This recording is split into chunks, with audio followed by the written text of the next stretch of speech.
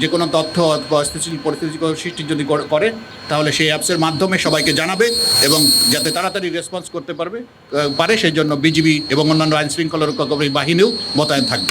BGB বিশ্বাস করে যে সরকার, নির্বাচন কমিশন, আইন শৃঙ্খলা রক্ষাকারী বাহিনী এবং জনগণের সম্মিলিত প্রচেষ্টায় আসন্ন ত্রয়োদশ জাতীয় সংসদ নির্বাচন অত্যন্ত সুষ্ঠু, শান্তিপূর্ণ এবং উৎসবমুখর পরিবেশ অনুষ্ঠিত হবে।